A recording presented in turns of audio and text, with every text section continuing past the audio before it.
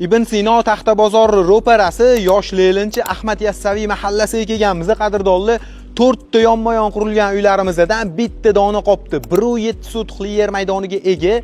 Video davomida men narxlari bilan aytib o'taman. Bu videoni kvartirani sotib, uchastkaga ko'chishim kerak deganlarga yorib qo'yinglar. Albatta foydali bo'ladi. Tashqari taraflarini ko'ryapsizlar, mashina qo'yadigan joylari bor, ko'chadan tashqari kattagina darvoza. Endi marhamat uyga kirib borar ekanmiz.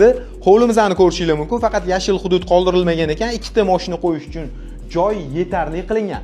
Bu tarafdan birinchi ko'radigan xonamiz bu oshxona bo'ladi. Juda chiroyli ta'mirlardan chiqarib qo'yilgan va oshxonamizning yonginasida yana bitta xona, oshxona orqali ham bu xonaga kirsak bo'ladi. Endi masalan buni ovqatlanib o'tiriladigan xona qilib qo'yish mumkin yoki bolalarga yotoqxona qilib bersak bo'ladi. Uyimizning binoni umumiy kvadrati shu 130 kvadrat metrga yaqin deyaptilar. Bu yoqda yerto'lasi ham bor, bitta katta xona shu 50% yerto'la qilingan ekan. Endi asosiy binoga kiramiz. Ketdi. Asosiy binoga kiraverish yo'li, kirganimizda o'ng tarafda birinchi ko'radigan xonamiz bu umumiy sanuzli bo'ladi va buni yonginasida navbatdagi ikkinchi xonani ko'rsak bo'ladi. Buni endi bolalar uchun yotoqxona qilib bersak bo'ladi. Uyimizning orqa tarafida havo aylanishga ham kichkina joy qoldirilgan ekan. Endi chap tarafdagi navbatdagi xonani ko'ramiz.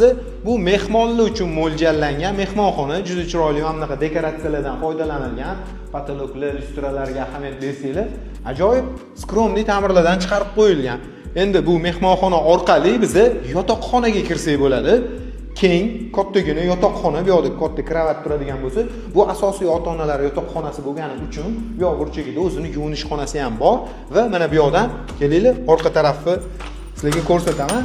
Bu yoqni hamcha dachniy stulni qo'yib o'tiriladigan sharoit qolsa bo'lar ekan, qaranglar. Yoki bitta kravat ham sig'dirib olsanglar bo'ladi. Narxini ish pul desanglar $89.900 so'rashyapti. Qiziqqanlar uchun bilasizlar, har doim quruvchilar nomerlarini video ostida yozib qo'yamiz, aloqaga chiqaverasizlar. Bor yo'g'i bir dona qolgan, ulgurib qolinglar.